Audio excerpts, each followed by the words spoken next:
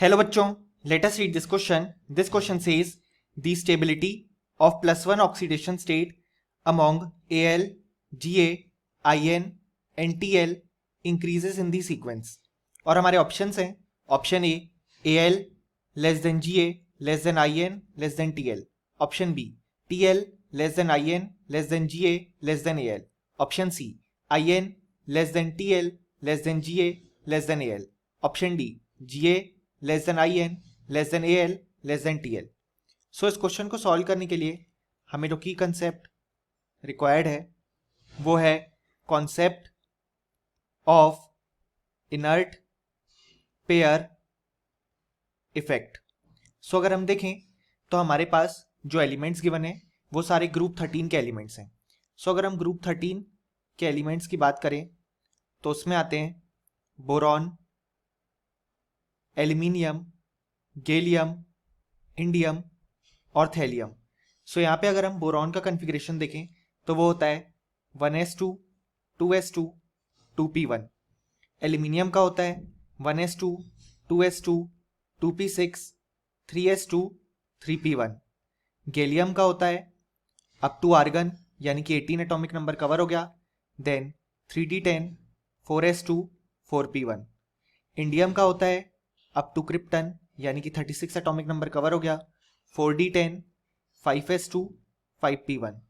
और थैलियम का होता है अप टू जेनन यानी कि 54 एटॉमिक नंबर कवर हो गया, 4f14 5d10 6s2 6p1.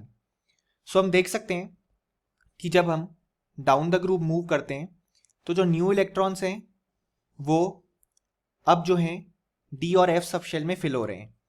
और हम जानते हैं कि जो d and f sub shell के इलेक्ट्रॉन्स हैं उनकी जो शील्डिंग पावर है वो बहुत ही पुअर है as compare to s and p sub shell के इलेक्ट्रॉन्स.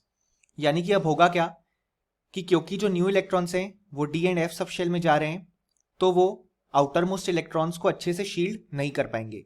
इस कारण से होगा क्या कि जो न्यूक्लियस है उसका आउटर मोस्ट इलेक्ट्रॉन्स की तरफ जो अट्रैक्शन है वो इंक्रीज हो जाएगा.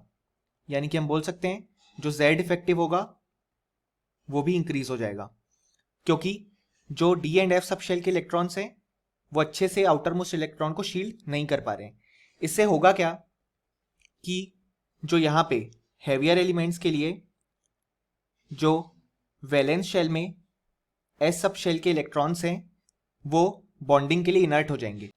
यानी कि हम बोल सकते हैं कि जो NS2 के इलेक्ट्रॉन्स हैं वो बॉन्डिंग के लिए इनर्ट हो जाएंगे,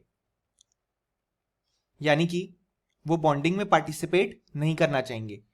इसी कारण हम देख सकते हैं कि इन एलिमेंट्स के लिए दो ऑक्सीडेशन स्टेट हम बोल सकते हैं.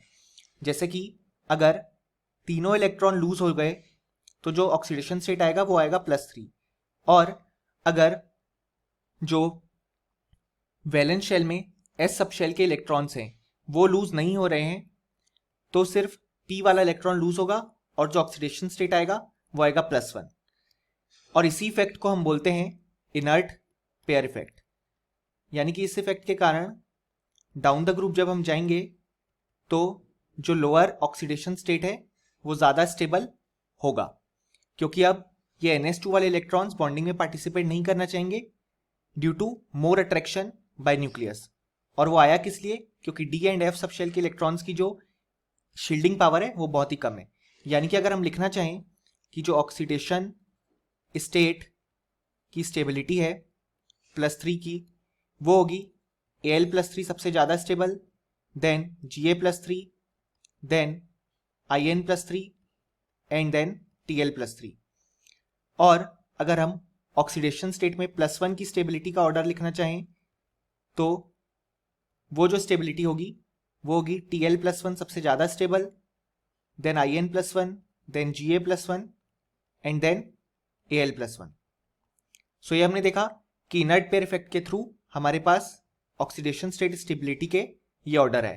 अब अगर हम हमारा क्वेश्चन देखें तो हमसे यही पूछा गया है कि जो +1 ऑक्सीडेशन स्टेट की स्टेबिलिटी है among Al, Ga, In and Tl वो किस सीक्वेंस में इंक्रीज करती है। तो हमने देखा कि डाउन द ग्रुप जब हम जाएंगे तो हैवियर एलिमेंट्स पे इनर्ट पेयर इफेक्ट लगेगा, सो उनके लिए +1 ऑक्सीडेशन स्टेट की स्टेबिलिटी बढ़ती जाएगी। इसलिए जो करेक्ट ऑर्डर आएगा वो आएगा हमारा ऑप्शन ए, जिसमें सबसे ज़्यादा thallium, then indium, then gallium and then last में एल्यूमिनियम। सो फाइनली हम ये बोल सकते हैं कि इस क्वेश्चन का जो करेक्ट आंसर है वो है option A. Hope you understood it well. Best of luck.